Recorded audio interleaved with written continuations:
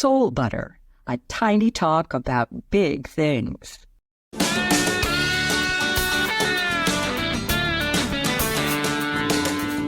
So much talk, so little makes sense these days. What do you do when something much wiser than the mind you use to get through a day starts talking to you? A voice beyond what's familiar. And how can you make it work for you beyond the spin in this world? Start listening today.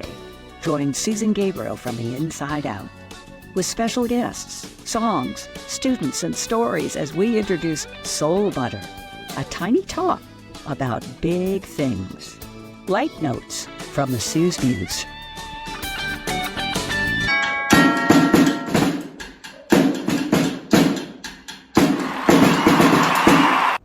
Hi, everybody. Thanks for ringing the doorbell to Soul Butter. We got a little ahead of ourselves. That was the drumming dentist. We'll get to him in a minute. But we have three guys for you today. Three businessmen and their music, and they thread into each one has a Soul Butter mission that you'll find out about. From Santa Barbara, California to Annapolis, Maryland, but we start in the middle of the country. So come on in. Welcome to Soul Butter. Everybody, I am your host, the SuzeMuze, yes, Susan Gabriel, and I'm so excited to share an interview today with a longtime friend and colleague all the way in Tulsa, Oklahoma. Say hello to John Hamill. Hello, right back. It's set. I haven't seen John in forever, and John is a lifetime creative arts enthusiast, and his professional life is quite something. Checkered. He's got a checkerboard career. If I were to write my memoir, which I wrote, it would be after 8 resignation letters, I finally found a good job. I've had 10 jobs since I got out of college. Unbelievable. Yeah. And he got out, and listen to this. He studied. Okay. I'm just going to run it down a little bit. Okay. He studied, he's got his MSJ from Northwestern universities, and he's served in nearly every aspect of the communications industry. So from newspaper reporter, radio talk show host, television reporter, news director, editor of Tulsa People magazine. This is where I knew John. And if only this guy could hold down a job. Yeah, if only. And then as a congressional press secretary, also investor relations manager, he ran chief information officer for a public school system. Oh my gosh. Largest in the state. Right. And that went on till 2006. But the other interesting thing about John that qualifies him for this particular show about guys and their gigs are guys that have sidebarred in music. So he is noted on the piano, and I mean that in every way, noted. And so when you were growing up, the first question really is, what was your dream life? That brings up an interesting point, Suze. I have never, and I saw an article that explained where I'm coming from in this. Most of your graduation commencement speeches are follow your dreams. Well, technically, my dream was to be a newspaper reporter. And after I graduated, I was a newspaper reporter at the Tribune, where I had interned and started my career in high school as a sports reporter and so forth, so on. And after 2 weeks, I received an offer to go into television as a reporter, and I gave 2 weeks' notice. So if I'd followed my dream, I'd accomplished that. I think it's more important, at least it has been for me, to follow my opportunities. And my opportunities have been wonderful. And most times, thankfully, the opportunities sought me out. And I was able to have all these great experiences. I've loved every minute of it. There have been good times and bad times, but I've also been able to open to the opportunities to use what talent I have as a musician to complement my job.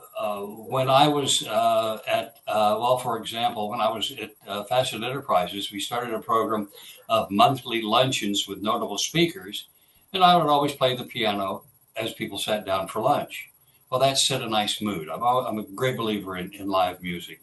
And when I got in the fundraising circuit, which you're as well aware of as I, musicians are often called upon, I think live music is essential for the success of any kind of event. And we used to have so-called report parties, which were actually publicity stunts, so to speak. And I started playing the piano at those to establish that kind of convivial, artsy, maybe atmosphere. So I've been able to bring a lot of things together.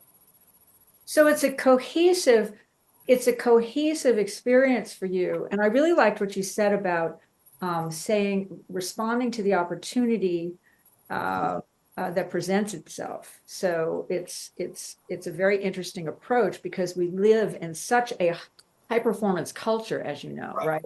So everything's about making it happen, and you're talking about, in a way, letting it happen. Right.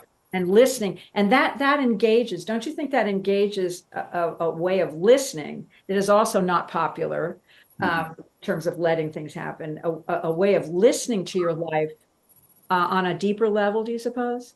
Oh, definitely. I totally agree with that point of view. I have not been as the wind blows. I wouldn't put it that way. Certainly, there's been a general direction to my career, particularly those in terms of communication. It's nearly always been, gosh, I'd have to think back. It's always been some form of communication, making videos. Uh, 5 different radio stations I've been able to work at on the side. So that's been in communications, television, newspaper, PR, investor relations. The center portion, it's built around communications and going this way, and that way with it. And what do you and I do when we perform? We're communicating. We're either trying to set a mood, trying to evoke a feeling on the part of our audience, and often it's laughter, which is the neatest thing to do. And I've been lucky enough to have the opportunities uh, to do that, both professionally and semi-professionally, one could say. It's frightened me the other year or so ago, since I started playing piano at a nearby church on a weekly basis, that I was making more money as a freelance musician than as a freelance writer. Mhm. And the degree is in journalism. Yeah, you call it an avocation for you, an avocation in music is, and that included being music director for Tulsa's Red Glove Review, Tulsa Supper Club Radio Days, and you had your own jazz pop trio, and then playing, as you said, and that's ironic that you would be more gainfully employed as a musician, but that's also part of the fold of allowing your life to evolve rather than trying to force something to happen.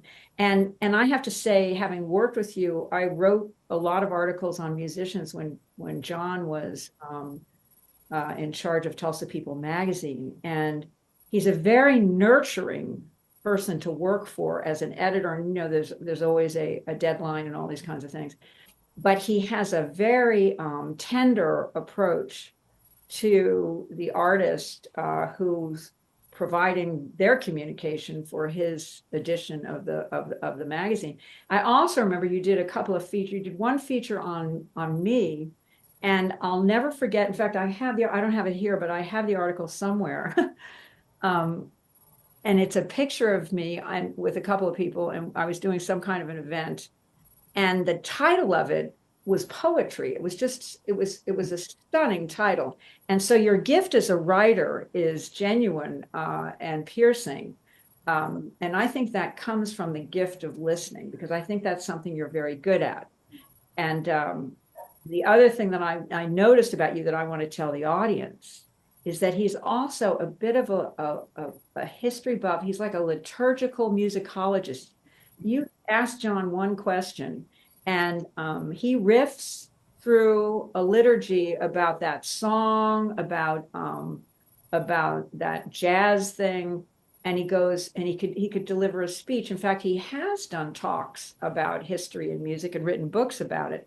But I also find that, because not all musicians, I've worked totally professionally on camera and on stage in my life, and worked with people that music is their life, and not everybody is as well informed about the backstory of the material that they're delivering. But John really is, I would say, a musicologist. Just to build on that slightly. The thing that I do at retirement centers and have done for, I guess, 4 or 5 years now is the story behind the song. I don't come in and play the piano. I tell the background of the song. The fact that Moonlight Serenade had 3 different titles before it became Moonlight Serenade, and I'll Never Smile Again was not written by Ruth Lowe after her husband was killed in World War II. He died before World War II started. I mean, some misconceptions. I love to deal with that. I love to talk about music. I mean, right now down the hall, I've got a stack of CDs, Sinatra CDs. I have, gosh, more than I'm afraid that I wouldn't want to. I'm working on the history of jazz singers, and I'm working on Sinatra right now.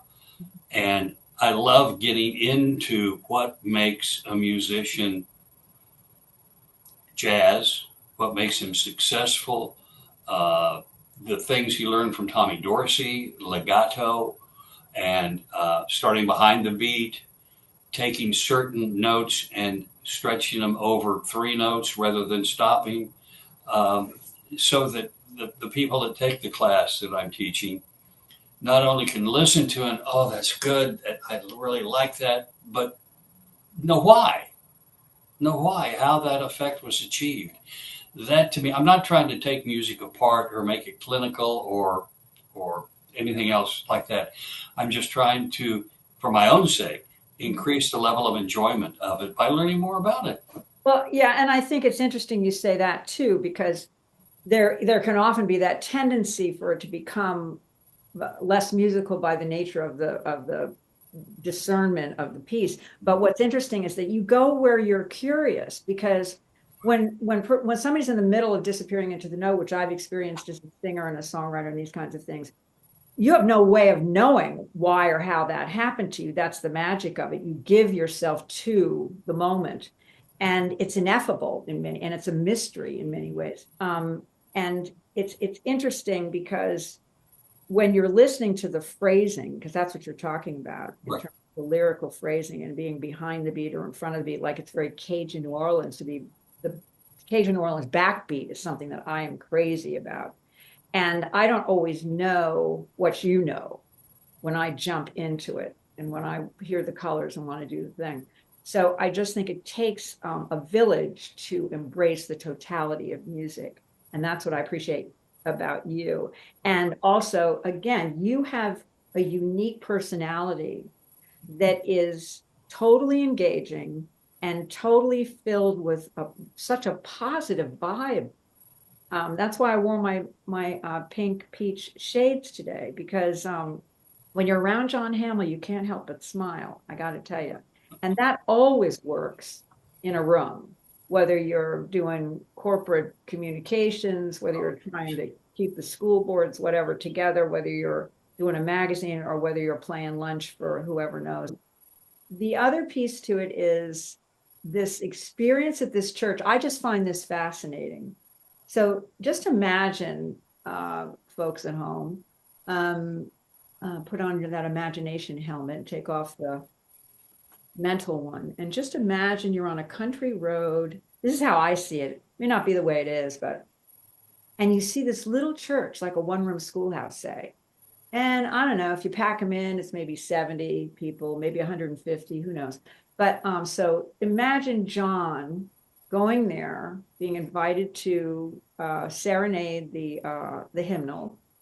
And after a period of time, the music becomes another story. He's then asked to deliver the sermon. Isn't that amazing that it was a corporate job that took you to what you had just described in your last story, the piano gig as a sidebar, but it was the piano gig that took you to the pulpit. Tell us about this. Well, I played a little church in Chelsea. It's First Presbyterian Church of Chelsea, Oklahoma. Chelsea is about 50 miles northeast of Tulsa at Route 66, right on Route 66, the old Route 66, portions of it.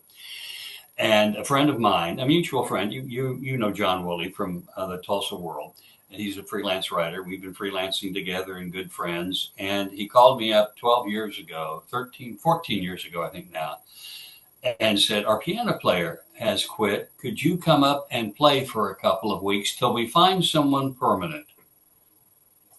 Yeah, we know how that goes. I'm still up there. They're not big enough to How have. long ago was that? How long ago was that? Pardon me? How long ago was that? It was about 14 years ago. 14 years ago. And then about 6, 7 years ago, it's not a big enough church to have a full time pastor. They have commissioned pastors in the Presbyterian church. I'm a Methodist and I still maintain my Methodist church affiliation. As a matter of fact, I call myself the Methodist missionary to the Presbyterians in Chelsea. Anyway, to make a long story short, it came out during the conversation that I had taught adult Bible classes at Boston Avenue Methodist Church in Tulsa. And they said, well, could you fill in with a couple of your old lessons? It wouldn't be that hard for you to do. And now I'm preaching twice a month. And I'm strictly as a lay preacher, which is harder work than a real preacher because I have to do a lot more research because I don't have the seminary foundation. But yes, music has led to another vocation, since I'm regularly employed at that church every first 2 Sundays of every month. Mm-hmm. They hear the gospel as according to John Hamill. And you've been, I bet that's quite something. They probably rise out of their shoes. You have been doing this for 14 years. Playing the piano for 14 and probably in the pulpit for 6 or 7 of the last 14. Oh my gosh. I thought you had just, I had thought you just started to play there maybe 2 or 3 years ago, but this is stunning. So that's following what life has in store for you. Would you not agree?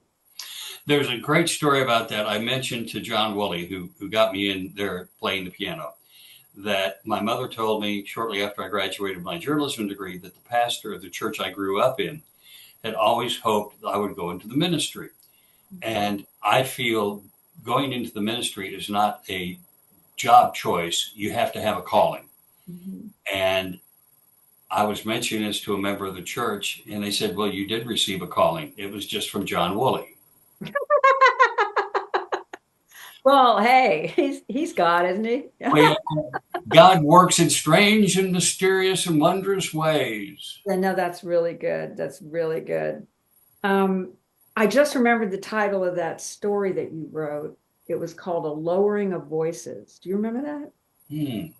That was a phrase, to this day, that phrase itself lends itself to the ineffable quality of what the muse allows, because a lowering of voices is not a confining title. And this is something John wrote, that line. That's what I meant by poetry. It has a mellifluousness to it. It draws you in to want to read the next line. And that to me is the musing experience that you've carried forward from your reporting days to your editor days to your all the piano sidebar and now on the pulpit. It's a continual event. You're always on the spiritual journey. And everything you do that helps bring that together and find that centering that you feel is important in life. I'm not sitting here saying I found it. I'm saying I'm on a real good path, and I enjoy that path. And I love bringing people along with me, whether it's bringing you along with music and giving a lady who walks up and says to you, I so appreciate your playing Getting Sentimental Over You because my late husband and I danced at that when we were living in Wichita.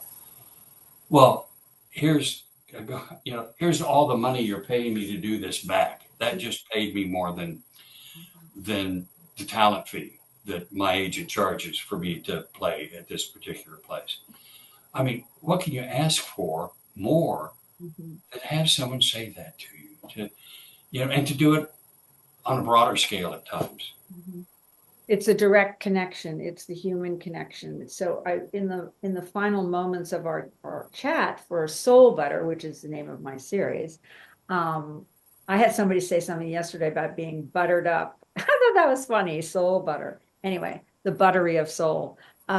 It's the flow, it's the richness of it. And you just sort of described that. And that was where I was going to take the conversation next, because I wanted to ask you a last question about the soulful, the soul. You know, music has soul, and we have souls, and that's the thing that. Oh, maybe that's God. No, that's something that I should have had on silent mode. Okay, so what I'm interested in to end our tete-a-tete, and hopefully we'll have John back at some point to talk about other things or more of this, is in the soulful connection, deep, the 2% people don't talk about. Where do you find the reassurance in this chaotic world that we're in today? You know, music is a great way to chill, and it's a great way to have human connection and these sorts of things. But where do you find it? Do you find that the music helps you? It's like a prayer, or how do you see it? What is your soulful approach in the muse, and how does that serve you in the midst of the chaos that we seem to find ourselves in? I make it a point, and have made it a point, probably for the last 7 or 8 years, that every night before I go to bed, I've got a little music room with a stereo, speakers, to listen to music for at least 30 minutes. And that brings me, I don't want to use the trite expression, to my happy place. No, it brings me to a gear down, and sometimes the music, if I'm playing, say, Clark Terry, it invigorates me. It doesn't bring me down, but the invigoration is one of relaxation. And to be able to sit in my little music room, surrounded by CDs and more records than God intended one man to have, that 30 minutes is essential for my continued well-being. Now, I have belief, faith, and trust. I have the church. But I think this is a gift from God to have recorded music. And for me, that 30-minute gear down and yet uplift is essential to me. That's my soul butter, I think. That's all the way from Tulsa, Oklahoma. And yours around the world. And around the world. Okay. So I just want to thank John Hamill for joining us today, Gigs and Guys, and he certainly has had some gigs. And this guy is also a great player. And I love hearing your story, John, and we'd love to have you come back sometime to Soul Butter. And those of you keep listening, and lowering of voices is kind of what John's message is about his Soul Butter. It's a chill to listen to some great tunes before you put that head on the pillow. So yours truly, Susan Gabriel with SuzeMuze. See you soon. Thank you, John. Thank you. Lovely as ever.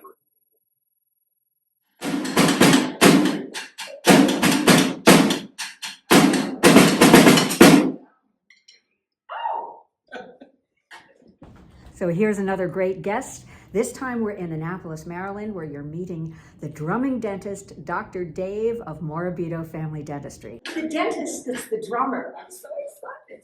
It's so nice to see you. Could I be a groupie? Sure, why not? So how did all this happen? You've got the rhythm, and you've got the talent, and you've got the skill, and you're really smart, and the whole family's involved, and you're here in Annapolis. Tell us more.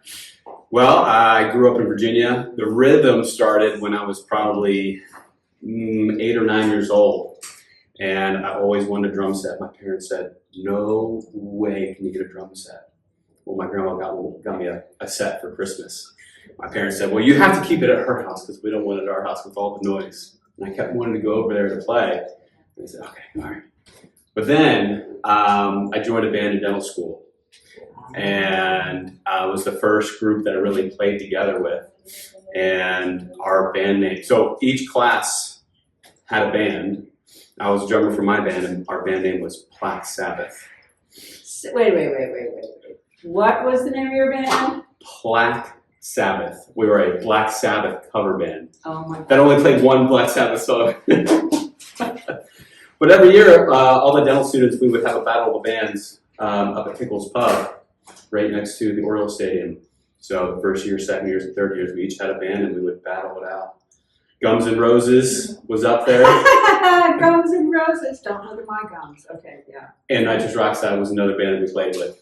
Nitrous, who is it? Nitrous Rockstar. You can look at me.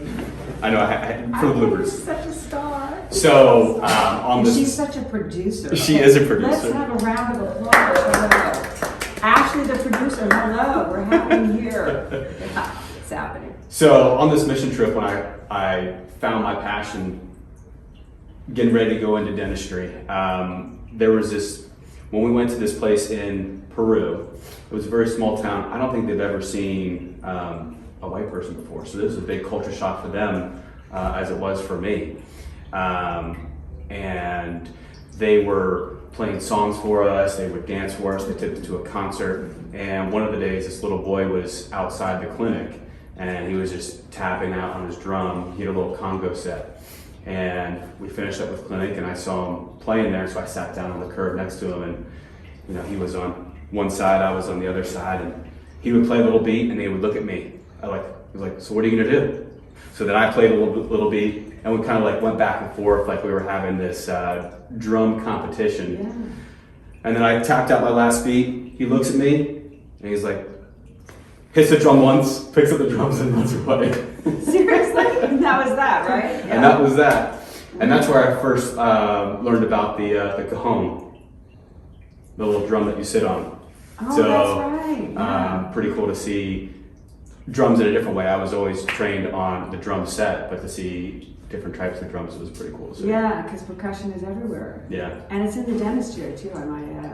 And I love that story, by the way. That's a brilliant story because that's very jazz in a way because it happened in the moment. Yeah. Who knew, right? Right. How did you feel when that Well, it was pretty exciting. It wasn't just the little boy and I that were sitting there on the curb. When we started playing, everybody from the village came out and circled us. And then all the other volunteers came and circled us too. So it was a pretty exciting moment. Yeah. It was pretty cool. Those are the moments we go for, right? And it was a way to connect with the local people there. It was just such a unique way to do it. Mm-hmm. And how is it for you here in Annapolis? I knew that I wanted to buy a practice. I knew I wanted to own since I started this path, since I was going through college. It just seemed like the perfect time. But I wouldn't be able to do it without the support of my mentors and my parents, my sister, my loved ones, family and friends. I mean, I didn't do it on my own. I had a lot of people helping me get here, and I'm very blessed and very thankful. Well, okay. Looking at each other or looking at you? Oh, look at you. Aren't they adorable? Look at this. Ladies and gentlemen, this is a family. This is a family dentistry, and we are so excited to be here. We want to introduce you now to the producer, Ashley. Yes, ladies and gentlemen. How's it having your sister here? Oh, it's amazing. It's great having her work for me. Whoa, whoa, whoa, whoa, whoa. With me. She works with me. And are you musical? No. Yeah, so how do you feel about having a brother who's a drumming dentist? It's pretty cool. I wish I could play an instrument. I tried the piano, clarinet, guitar. Yeah. I was told never to sing, so I just failed at all instruments. Well, I don't know. I don't know who told you But that. she's our biggest fan. Yeah. She is your, and Biggest fan. she's kind of your producer. I mean, this is really you guys are all over social media and you do a pretty good job out there. And so when you talk about the community that you experienced in Peru, Yes. how do you manifest that here? We're looking to continue our mission work here in the United States and the local community, and we're also looking to go back abroad. We've been going abroad since Dad started this, since Katrina. We've gone abroad a couple times. We've gone to Haiti, we've gone to El Salvador twice, we've gone to Peru and Jamaica. COVID put a little damper on that, but as soon as we get this up and rolling a little bit more, we'll go out of the country. But for right now, we're keeping our focus here and giving back to the local community, and actually using Ashley's foundation to help with this, the Little Yellow Bird. And the Little Yellow Bird Foundation, she started right before, I think it was 2019, and the central thing was, it was named after our grandfather, the Little Yellow Bird. I'll let you tell a little bit more about that. Okay. So his name was Peter Morabito, and he served in Vietnam as a dentist. And when he came back from serving, he just continued to give back to the community. But growing up, for all our aunts and uncles, he would always know like when someone needed help or if they got in trouble, and he would always just say the little yellow bird told him. And so when he passed, we all saw a little yellow bird that first week. And so we decided to continue his tradition of giving back to others with the Little Yellow Bird Foundation. Fantastic.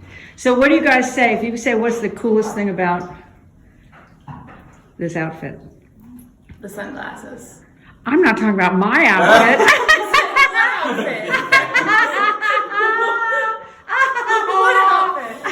What's the coolest thing about what you got going on here?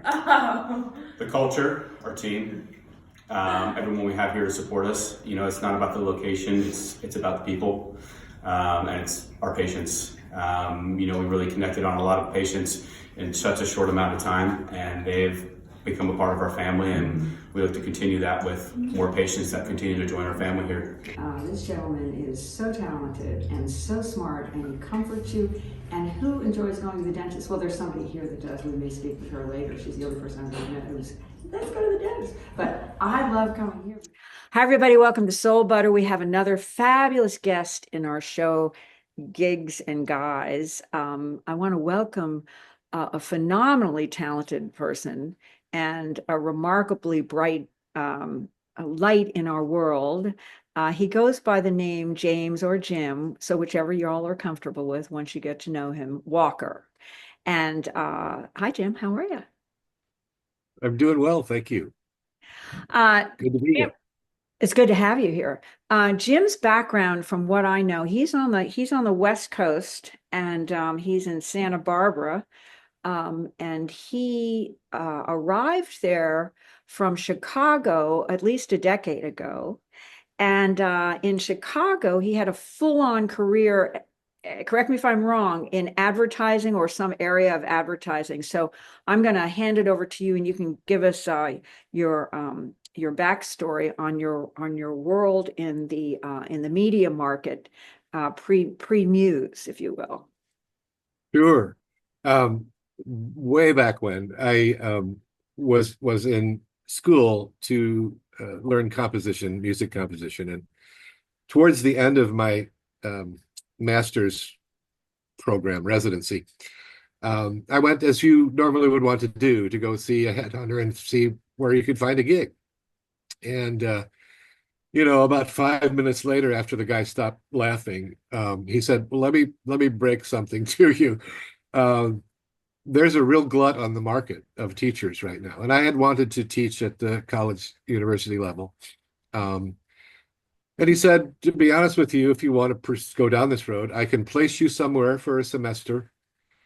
And probably the next semester following, I might have to place you somewhere else. It could be across the country. It could be down the road. I don't really know. But that's how the situation is right now."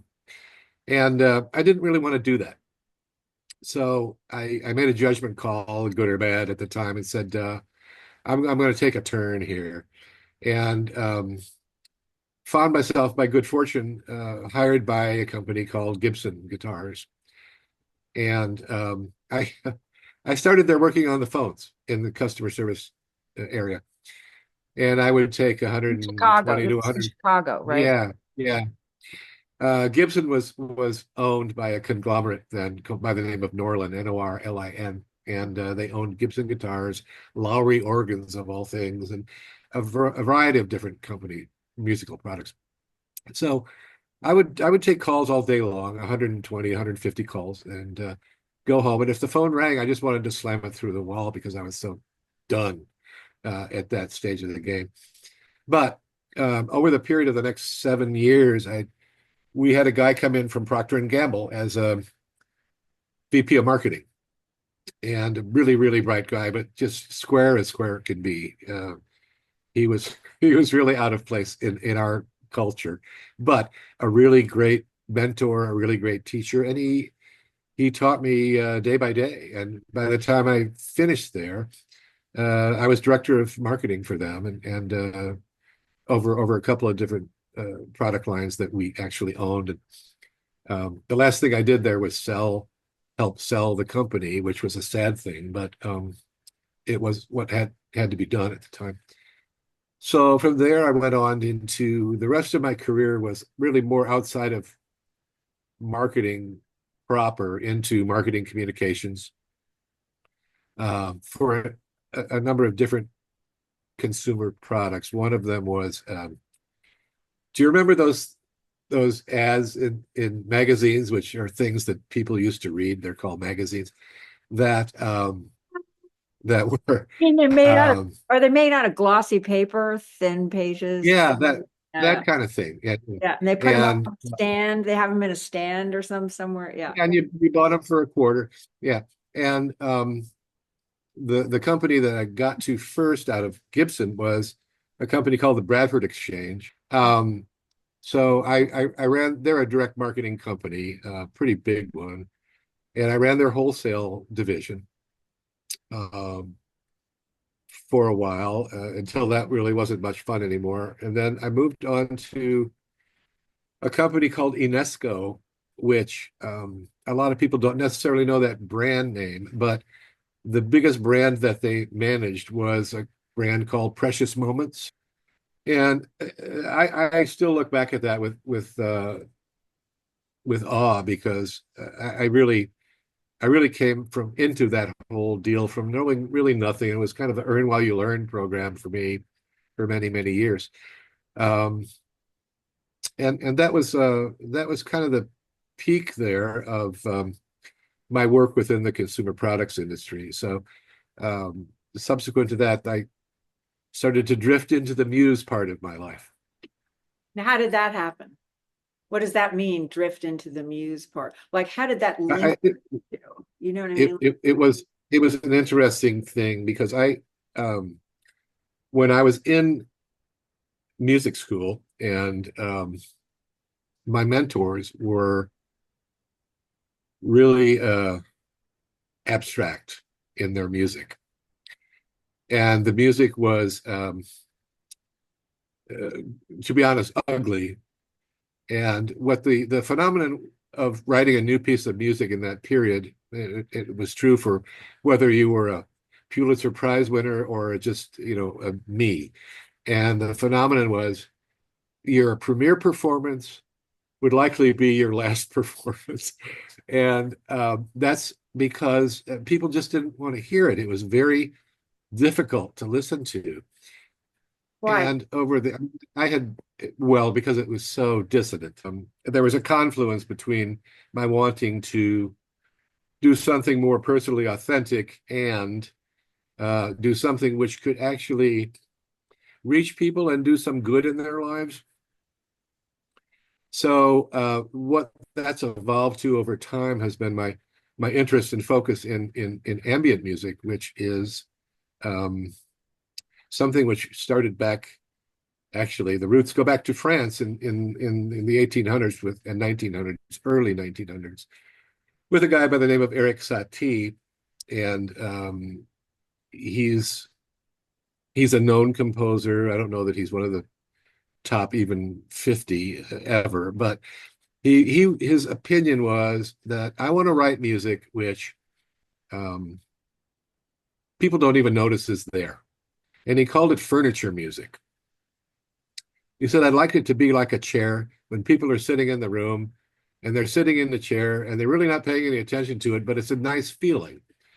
And Well, I kind of, you have to identify kind of, like, what kind of a chair. Is it a straight back chair? Is it a chair? Yeah. So no, this is a big plush chair.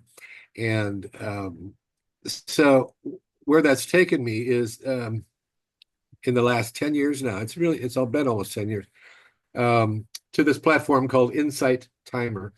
And they are a meditation app with a global audience. And they have about, I think at last reckoning, about 30 million subscribers all across the world. And it's largely free, but they do support their platform with some paid subscription opportunities.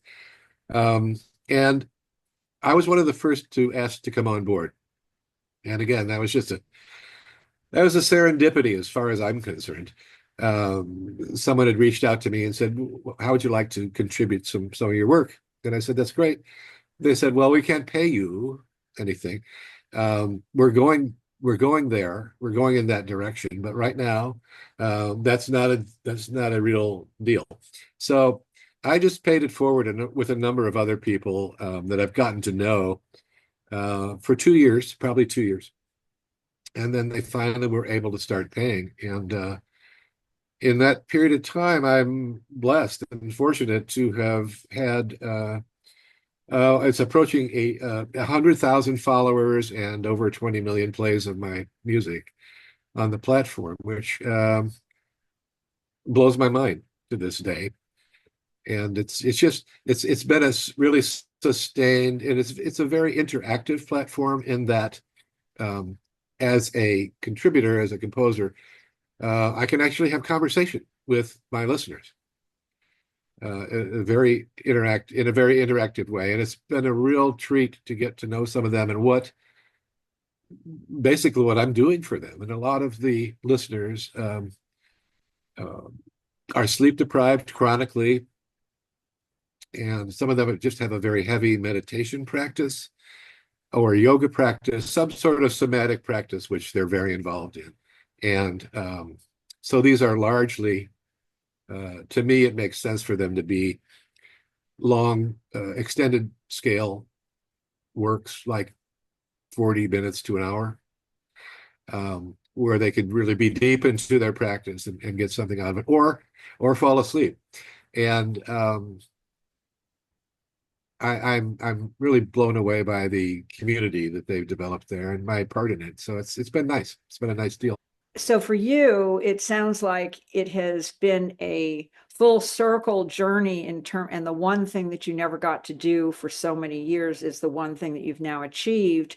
And with the accolade or the listenership or the participation that's come with it, as it's so true on so many platforms, that you see that you have met people where they have a need. And so that must be very gratifying for you.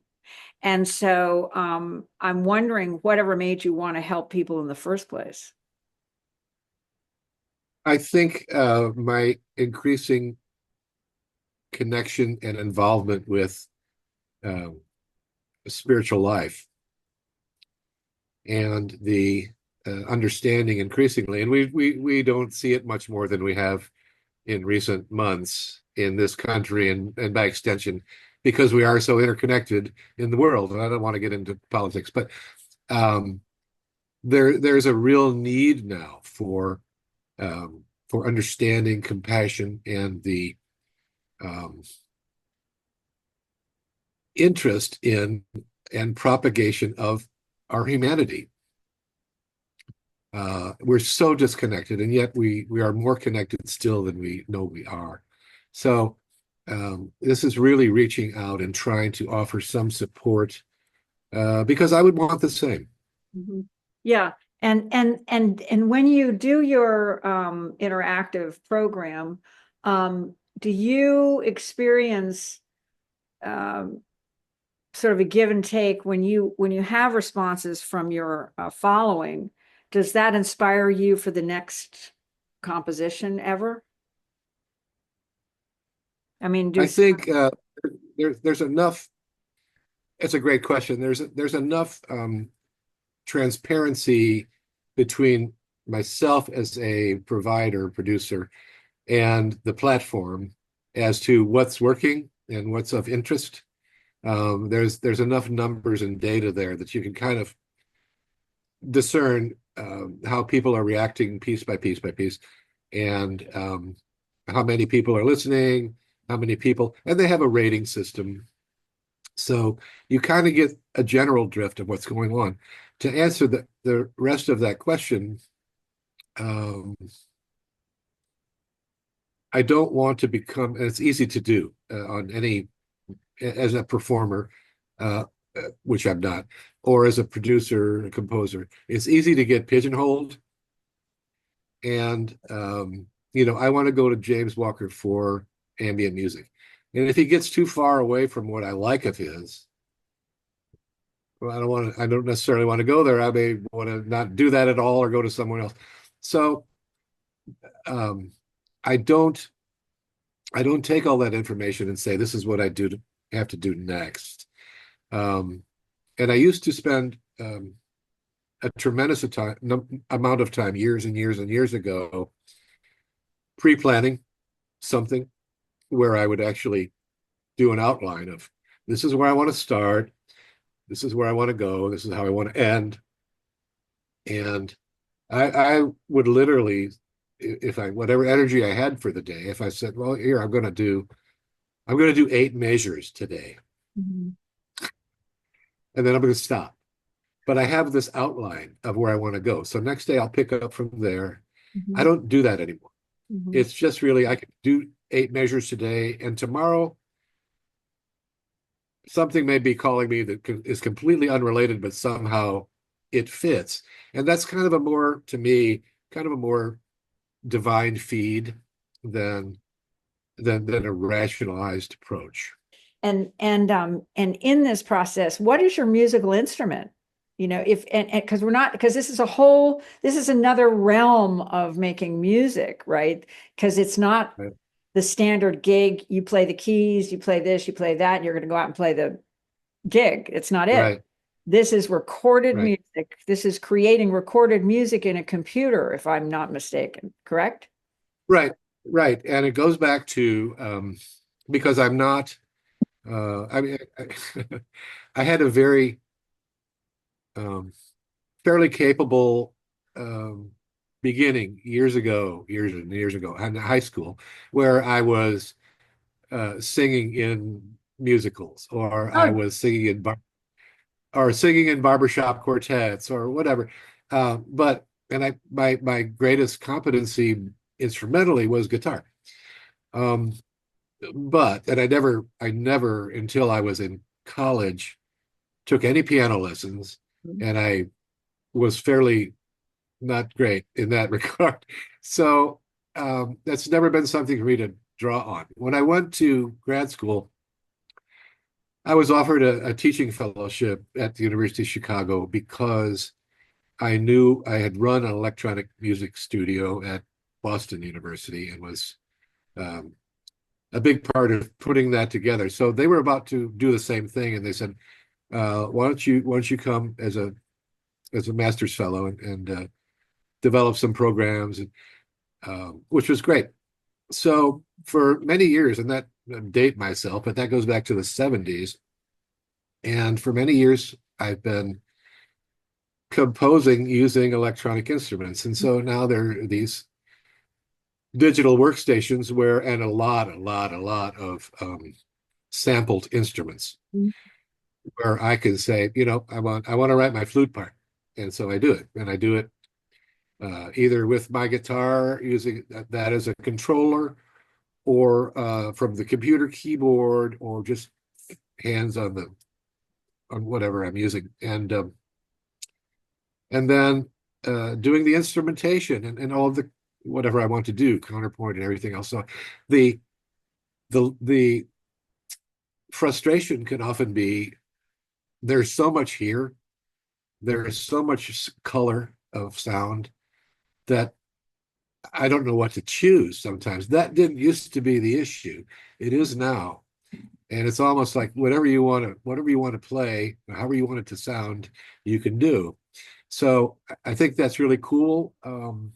It can be daunting at times, even if I've done it a zillion times by now. yeah, and you allow yourself to be spontaneous. Like you said some things about how you kind of go with it. And one day it might be this, and one day it might be that. Because there's so many people who go, well, what is your suggestion to people who want to write music? Somebody say, well, sit at the piano for 10 hours a day. There's no rule, right? I always write songs when I'm doing there's a mystery in it. And like life is a mystery, like the adventure of life is a mystery. Who would have ever thought that you would have started where you started?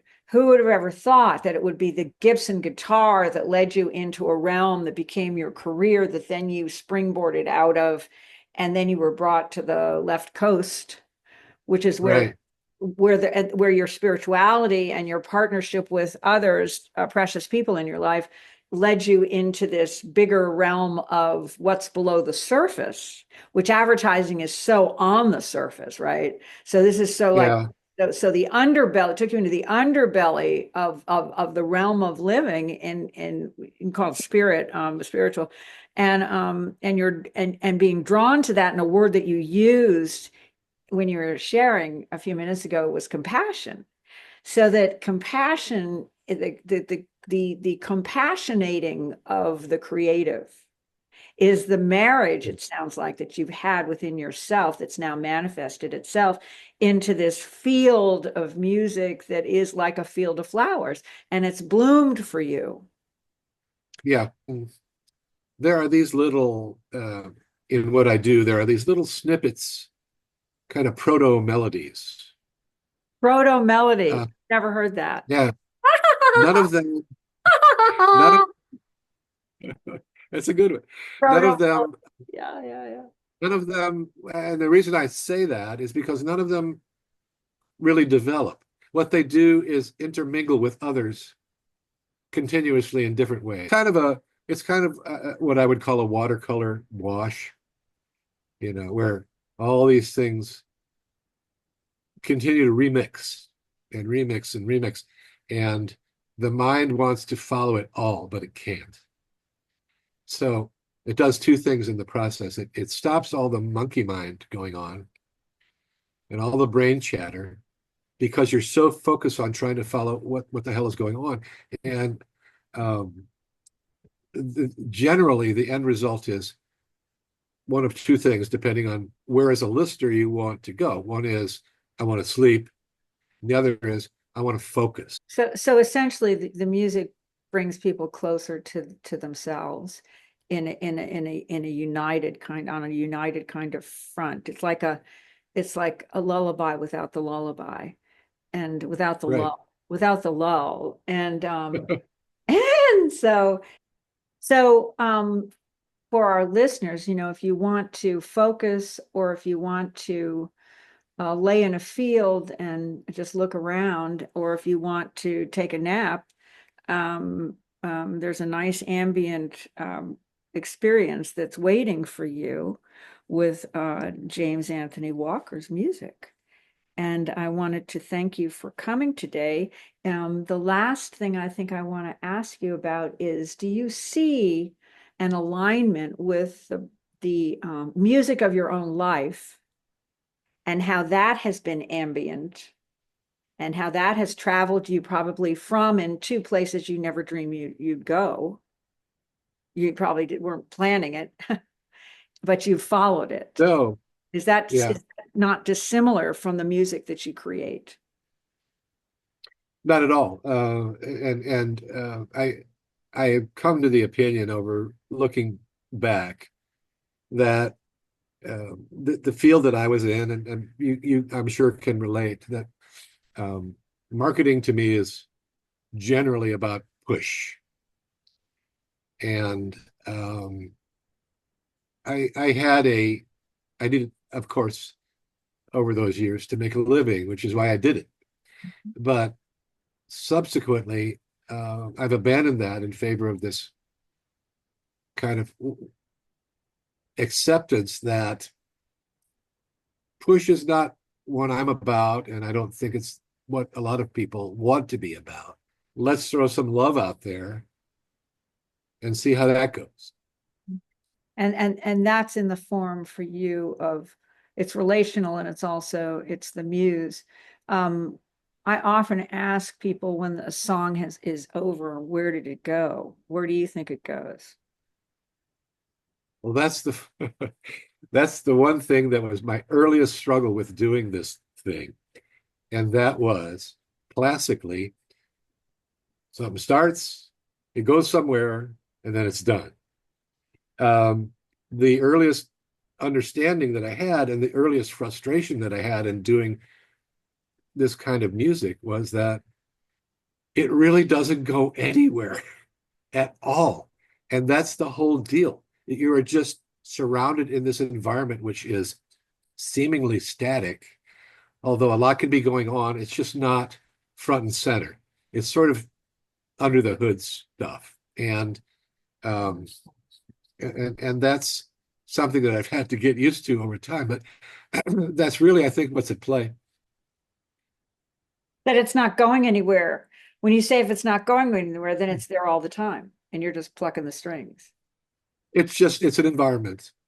Yeah, so there it used to be a restaurant in Beverly Hills that reminds me of what you just said. And under the floor, when you walked in, you were walking on goldfish because under the floor was clear and it was fish underneath, real fish. It was like a thing. And so, and that's sort of like the thing that's always with us that doesn't leave us. But because I have a whole program, and I spent many years of my life devoted to, like a mad scientist, rediscovering and aligning the shaping forces of music as identical to what aligns the development of a human being. And again, when you said, push is not the right, it doesn't work to push. That the allowance of things is what opens the orchestra. It's what opens the field to hear and see and move. And I won't go into my whole program, but it identified actual shapes and colors and everything else. So it's symptomatic of some of the things that you've mentioned. But the other thing is that it engages people organically in a way that is not extracurricular, it's essential. And so I guess the last question I have, I keep saying I have one more question and then I ask you another one. The last question I have is, in this moment, is how essential is music to you? Do you think it is to our world? As essential as compassion? Or is it an expression of compassion? I think it's, I'd have to remember, which I don't at the moment, but having read and been impressed with more than a few philosophers over the years, I think typically, as far as the subject of music goes, they mostly have said, this is an essential thing. This is the noumenon. This is something that exists without us and is separate and apart from us, but we cling to it as an essential in our lives. And it exists without our perception, and it has significance without our perception. Sound, more generally, is there. We can't deny that it's there. It's in the stars. It's in everything that has motion. Yeah, So, that last piece, what you just said, is really because it's who we are in that way. So the energy is there, and watercolor is in the moment. Unlike oil, it's watercolors in the moment. That's what I loved about what you said about watercolor and music. So I want to thank James Anthony Walker, Jim Walker, all the same person, ladies and gentlemen, and this awesome composer who has traveled so far. And we're so glad to have him here on Soul Butter, because he sure is meeting us there. no, thank you so much for having me. Real pleasure. Okay. And everybody at home, keep listening, keep singing, keep moving, as he said, because it's to the stars. And we'll see you soon. Okay, here we go. Ready? You gotta have the bloopers. Kick it, Blinky. Kick it, Blinky.